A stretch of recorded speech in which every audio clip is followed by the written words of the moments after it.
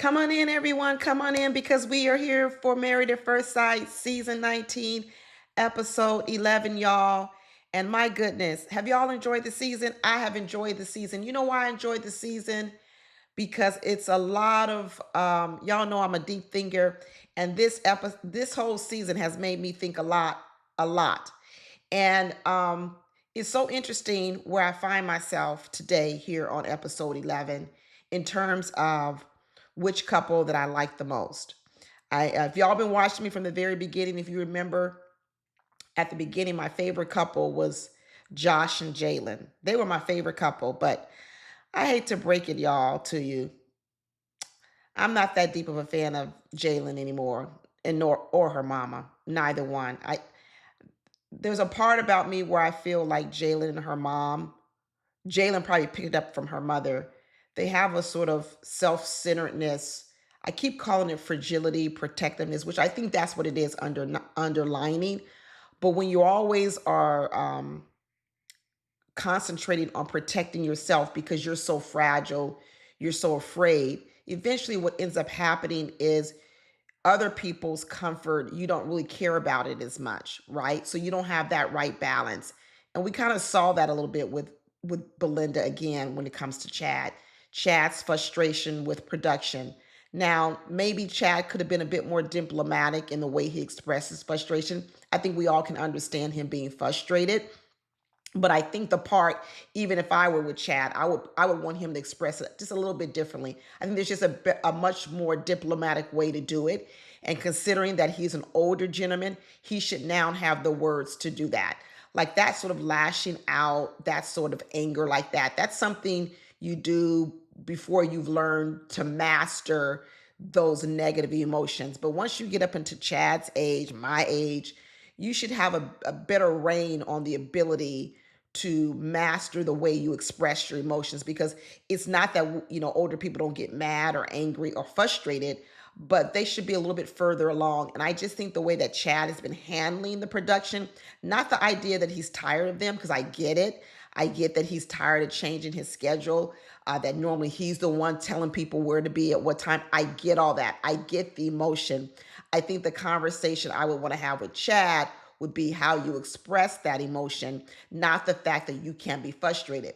But the part about Belinda that I don't like is that Belinda doesn't really think about Chad, honestly. She doesn't. The only reason they're still together right now is because Chad has done everything to accommodate her. And we're going to talk about it, more later on. But I also want to talk about the fact that when I said that no longer is Josh and JAYLN my favorite, guess who's my favorite now, y'all? Y'all gonna be mad, mad, mad. It's actually Megan and Derek. And let me tell you why. One is Megan won a lot of brownie points with me when she went and checked on Britney in the bathroom. Now, if you remember, we've been calling Megan the Ice Princess and we've been calling Derek the Ice Prince. And I've been telling y'all that Derek is much more of an Ice Prince than Megan is. He's starting to become that in my eyes. And you see it at every turn. First of all, um, when they were playing tennis with Will and Britney, if y'all remember, I think that was a previous episode, and Will and Britney were having the argument. In that moment, it was Megan who was saying, remember, Britney and not Bart, Megan and Derek were waiting to finish the game. And at the end of it wasn't even the end of the game. And obviously there was a meltdown, and Megan was saying this is very awkward because they were arguing. Will and Britney were arguing across the net. And Derek and Megan were just kind of standing there. And Megan was like, this is very awkward. And at that moment, Derek said, do you think we should just finish the point? Basically, what Derek said is, should we just finish and close them out and beat them? And I said, wow, Derek. And it was Megan who actually told him, said, no, I think we ought to just leave it alone. Now, also, when Brittany was having the meltdown at dinner and she had to run to the restroom because she's crying, notice what everyone else did. The only person who went to the bathroom to check on Brittany was Megan, the one we call the Ice Princess. She was the only one that had enough empathy to get up out her chair. JAYLN sat right there where she was. So did Belinda. JAYLN runs around, talks about how she's so good at building community. But yet, like I said, she can't seem to find common ground with her husband on things. And then when there's a person in the community, this married at first sight family is the community. JAYLN doesn't even get up out of her seat to go check on one of her community members. I think JAYLN and her mom are two peas in a pod. They're self-focused, self-centered. As long as you're doing everything to make them comfortable, they're good. The minute you ask them to do something that they don't want to do, they're not there for you. So when I hear JAYLN say she builds community, I think she builds community for herself to receive from the community, right? And I don't want to hear this thing about she helps people with health because she's a spin class. She likes to do that. So in a lot of ways, people coming to her class are also there to pour into her because it's something she likes to do. I am really clocking JAYLN and her mother, and I'm not a fan anymore. I'm sorry to tell you. I know a lot of you hate Josh, but the more I watch Britney, the more I watch JAYLN and Belinda's mom's move, um, I'm not good with it. But anyway, we got a lot more to talk about. I'm gonna go ahead and play my introduction video to let y'all know about I do private coaching, and then give you some information on that, and then we will be right back.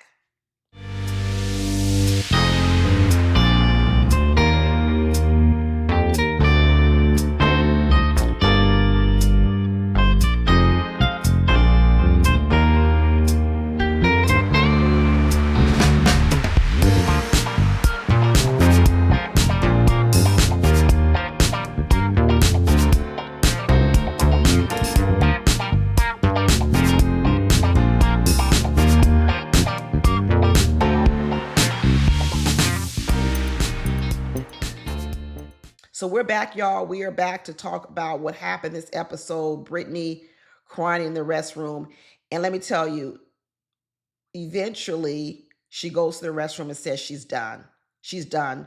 She says, I can't be here anymore. And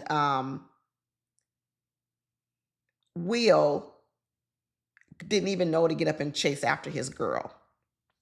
He didn't even know to go to comfort her. Everyone at the table had to tell Will that you had to go and comfort Britney. Now, here's the thing. Like I said, I got Megan on one side, I got JAYLN and Belinda on another.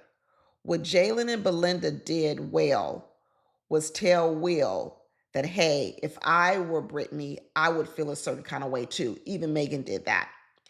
But I can see how Belinda and JAYLN can see that because they're putting themselves in Britney's shoes. And when they put themselves in Britney's shoes, they know they wouldn't want that, which is, I already know that about them. Megan did the same thing. Any woman did the same thing. So it was everyone who actually had to convince Will to get and go to the restroom and actually go and comfort Britney. He didn't know to do it on his own. See, this is a problem. When you have to be told to show empathy to a person, that's going to be exhausting. And the fact that Britney is so fragile, right? She's very, very fragile. Who's going to be there to tell Will every single time that he needs to show empathy towards someone? And this is what I talked about last episode. It's just not Britney. Will doesn't actually know how to do that kind of with anyone. So he needs to be taught that. He needs to be taught that. He says that he reaches emotional plateaus. That's his what's that? His sapiosexual language that he likes to use. He reached emotional plateaus. Really, what you're telling me, Will, is you emotionally constipated. I know you want to use a flowery word, emotional plateau. I'm going to use what it really is. You're emotionally constipated. So you actually don't know how to let out your emotions, even feel your emotions. Forget about letting them out. You don't even feel them. So people have to not only teach you how to let them out, they actually have to teach you how to feel them. When he and Britney are talking, one of the things that the biggest compliment that Britney gave to him was when she told him he's not basic. Because I think Will relishes the idea that he's not basic. He likes to be complicated. You would think that all the times Britney's told Will how handsome he was, how cute he is, how this is it. I've never seen a moment where Will lit up the most was when Britney told him that he had depth, and that he was not basic. I mean, Will was ready to jump her bones because that was the best compliment that anyone could ever give him. It's almost as if it's what he tries to be. That's what I mean. He doesn't actually try to be someone can understand. Will actually tries to be complicated, to have, as he calls it, depth. And that in a relationship is going to be frustrating because there's so many things that you have to sort of work out with your partner. If you have a person who's purposefully acting to become difficult or hard to understand or hard to get along with, then it just makes everything that much more difficult. We learned a lot about Will when his mother came to his birthday party. And when you look at the mom and you look at the way the relationship she has with her son, it's a very, very logical relationship. So I actually see where Will gets this part of him. He actually gets this part of him from his mom. His mom was very practical, very down to earth. And even at the end, all the advice she was giving Britney and Will was actually great advice, but it was very logical. It was very, made sense. Even Britney said at the end, oh, everything you say makes sense. But Brittany is an emotional person. The mother said that he's very private, that he doesn't wear his emotions on his sleeve. But Will said something interesting too. He said that growing up, his mother was the more logical one. His father was the one that wrote letters and notes and sent flowers. The father seemed like he was the one that carried more of the emotional work in the relationship. So what's interesting is, where is the father? Did Will's father pass? Are Will's parents divorced? Because otherwise, in a lot of ways, Will is actually creating possibly a similar marriage to his parents, where he is his mother, more logical, more sensible, more matter of fact. And the more emotional person, the person that leads more with their emotion, was the father in Brittany. And how does that make Will feel? What type of triggers are going on? I don't really know his childhood, but these are some of the things that Will's going to need to explore in therapy or a session with someone, is how the relationship dynamic between his mother and father affect him now. Just like Brittany, she's almost so thirsty for this emotional connection. But remember, Brittany never saw an emotional connection between her mother and father. Remember, she's never seen him hug. She's never seen him kiss. So what maybe Brittany is doing is she so much craves that, to see it, that she's requiring it, almost over requiring it in her relationship. She's actually trying to make up for something that she didn't see in her own childhood. Brittany never said whether or not her parents loved on her, kissed on her. They didn't love on each other. But did they love on her too? We don't know. And this is what therapy is important, especially when you're entering relationships, because you really do need to know how your childhood upbringing is affecting your current relationship. You see what I'm saying? And I go back to what I said when I said right now, Derek and Megan are my favorite couple. Because of all the couples, I feel like they are tackling some of the bigger issues. I do. And is it pretty all the time? No, it's not always pretty. But what I like about these two is they're being real and they're being honest and they're actually being authentic. I can't say I think that they're fake. What's interesting about not Brittany, Megan, is that Megan folds all the time to Derek, all the time. And when I say that when I say that Megan starts off as an ice princess, and I said that's a lot that comes from her mother, I think it does. But eventually, I bet what happened with Megan and her mother is eventually Megan folded to her mother. Her mother is obviously a few notches above Megan. And I remember at that wedding, when that mother came over and told Megan, "What are you crying for?" That told me that that mother was a level above Megan, and that mother had the ability to make Megan fold. Now Megan is with Derek, and let me tell you, she folds every time. They did this babysitting thing, right? Which was great. They babysitted the three nephews or friends, three boys. They had a great time. And in the end of that babysitting session, Guess what Megan folded on? The 3 kids. She folded. And I'm not saying it's a good fold, a bad fold. I'm not actually making a judgment on it. I'm just saying that Derek has gotten everything he wanted from Megan. Even in the end, the dog, Zoe, is no longer compromised because what Derek has said is he loves that dog now. So that is no longer considered a compromise. So for the most part, I want to say that Megan has folded every single time with Derek. And now they're going to have 3 children. She's all in. She's ready to have 3 children, and nothing is wrong with it. But what the reason why I'm pointing it out is because I think everybody needs to walk away from this season realizing that Derek is not a shrinking violet. No one needs to feel sorry for Derek. No one needs to feel like Derek is being taken advantage of Megan, because that's not the case anymore. And I do not see it, not one bit. Not one bit. We did get to see a little bit of Miss Rhonda once again. Once again, Miss Rhonda, toxic Miss Rhonda. I am so done with Miss. Every episode is the same old thing. At this point, to be honest with you, I consider it a bit abusive. It really is a bit abusive. So once again, Rhonda is sitting in her yard telling the story about her mom and stepdad, about how the stepdad is sick and the burden is on the mother and all this other stuff. Great. But in the same breath, Pat who lives with his aging mother, who is a grieving widow, Pat went out and bought tickets to maybe do something nice for his mother, right?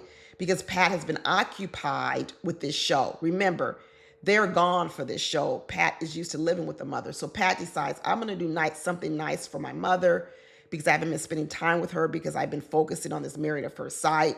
I'm going to buy some tickets. I'm going to buy a ticket so also Rhonda can get to know my mother. And instead of Rhonda looking at Pat possibly doing something nice for his mother when all this time he has been concentrating on her and her family, Rhonda decides to pick on the fact that he booked a ticket without her calendar. This is what she points out.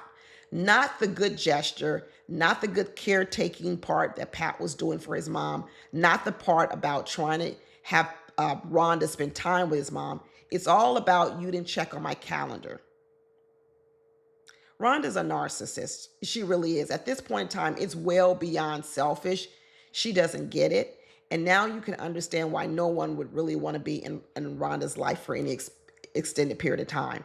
And I'm going to say this, Pat needs to get some help, because that friend of Pat's who came, who he said he's known for a long time, the way that he automatically jumped on Rhonda's side without fully understanding the picture was ridiculous. It was absolutely ridiculous. That is no friend. He basically jumped on Pat, just like Rhonda did. And then Rhonda's sitting over there crying as if all of a sudden she feels seen and heard by this friend, right? But let me tell you about that friend. Here's the thing about people who are givers out in the world, Pat. People who are givers in the world, Pat, they're often taken advantage of by a lot of different people, even some of your close friend circles. And what I can tell you right now is that friend that Pat has had for 40 years, because Pat is a giver, that friend has been used to not having to care for Pat's emotions as a friend. Because when he sat there in front of Pat with Rhonda, he basically threw Pat under the bus. Your friend of 40 years threw you under the bus and took the side of the narcissist Rhonda for what? So that he could look good? Yes, that's what it was. That friend was there to look good. That's what he was there to do. He wasn't really there to help his friend Pat. He was there to look good, which tells me that friendship that Pat has with him is really based on that friend looking good and Pat, once again, taking the L. See, Pat, he's going to start making me upset with him because a lot of this stuff that's happening to Pat, he needs to stop it. He needs to learn how to draw boundaries. He needs to not let people run all over him and take advantage of him. Yeah, is Rhonda a narcissist? Oh, yeah. But Pat, looking at that friend and looking at who he has around him, no Pat. No Pat, not at all. And all that stuff with Rhonda, she's a narcissist. That scene between Pat, the friend, and Rhonda was disgusting. I didn't like nothing about it. And Rhonda, she's abusive. I really do see why her kids don't want to have nothing to do with her. I really do see it. I really, really do see it. Not too much, not too much. In doses, in doses. Yeah, could you maybe spend a day with Rhonda? Sure. But could you spend a lifetime with her? Hell to the no. Hell to the no. Mm-mm. Not at all. Um, so what else do we have to talk? We talked about Derek. Okay, let me go back and finish talking about Chad and Belinda.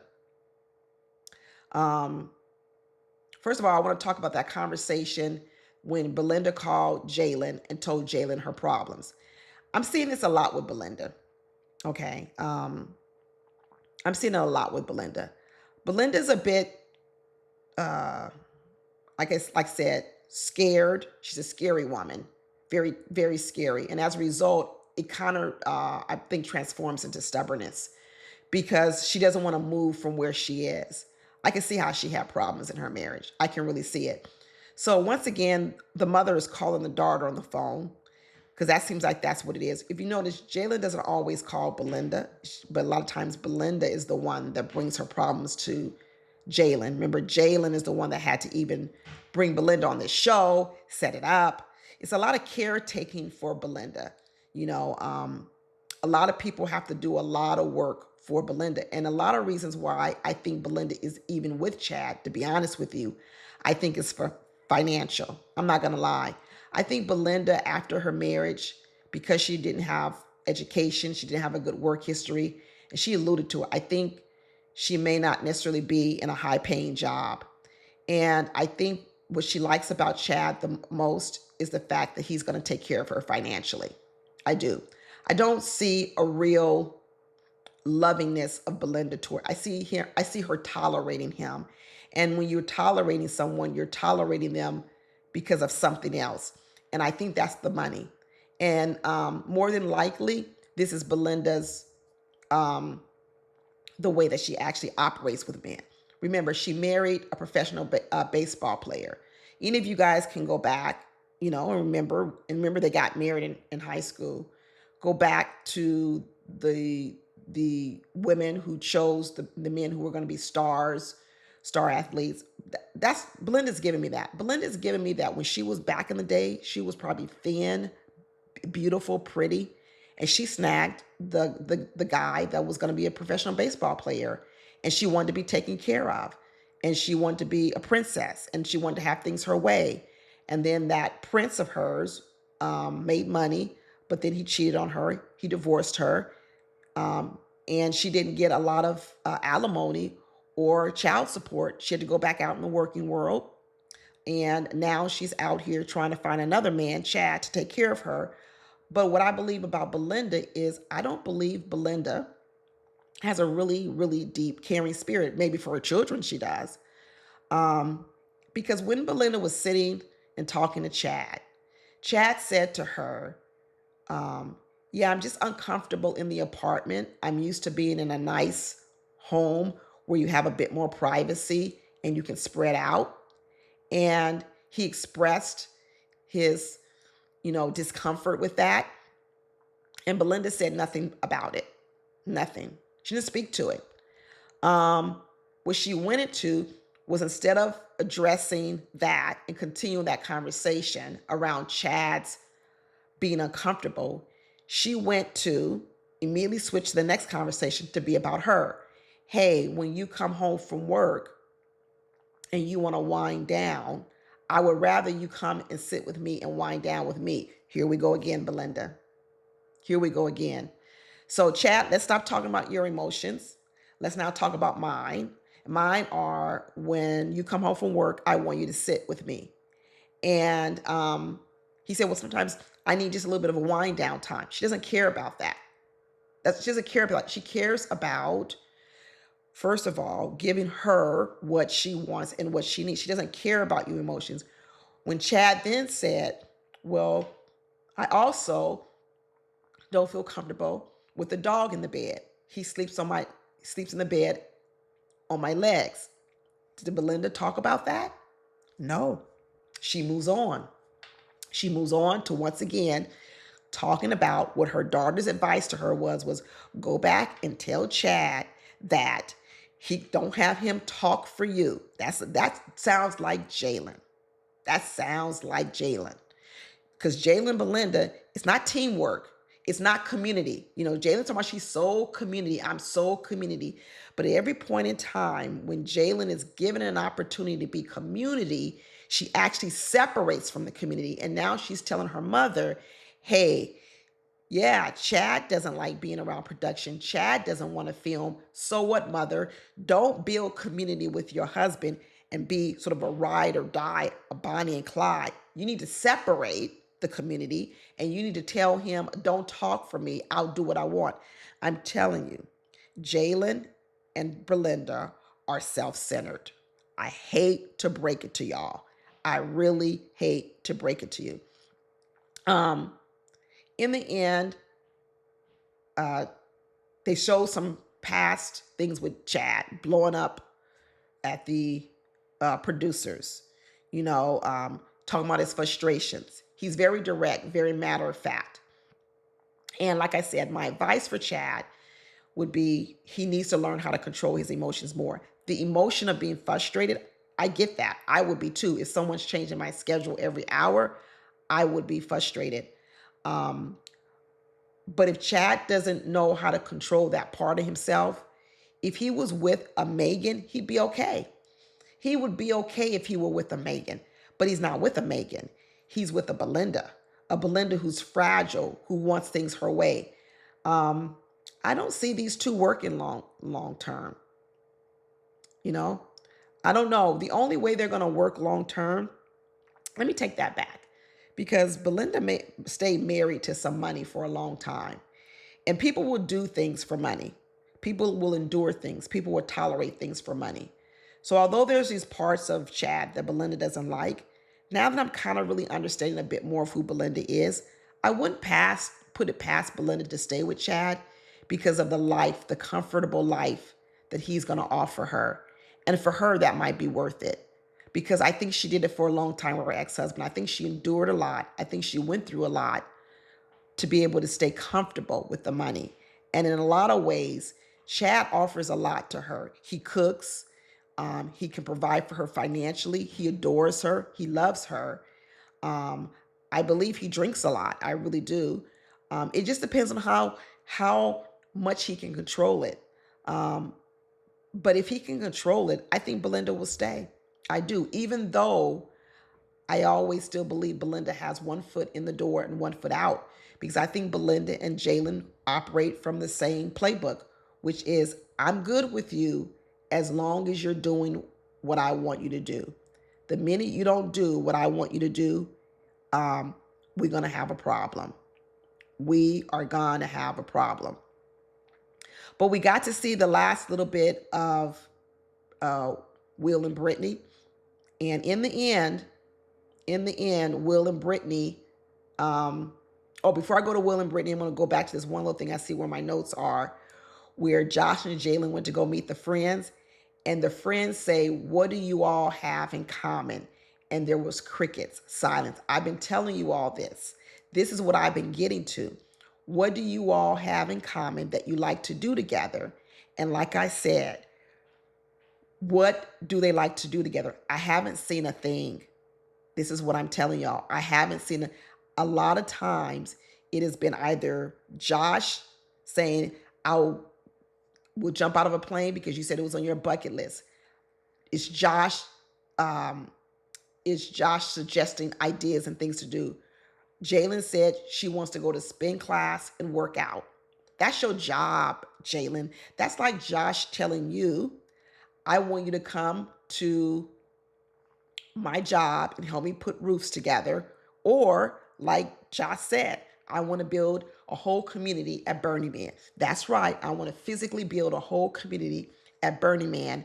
So when JAYLN is saying that she likes spinning and working out, that's no different from Josh saying, I like to run my business and also build communities at Burning Man. But she don't see it. She does not see it. But in the end, with Will and Britney, we saw at the very end that Will, once he thought the cameras couldn't pick it up, once he thought the Mike couldn't pick it up. He told Britney that he loved her. He whispered it, but the mics are sharp. They picked it all up. But he didn't say it. He didn't say it on camera. Do we believe it? Or do we believe, was he so fearful to say it on camera? Do we think that's what's going on with Will? That he's so uncomfortable sharing his emotions? Or do we think that he lied to Britney secretly just because she was going into her whiny stage because it looks like he was about to leave for work again? And she was seeking that validation one last time before he left.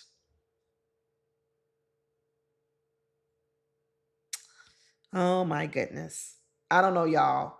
I'm going to have to watch the next episode to see what happens next, but I'll see y'all there. Okay, bye.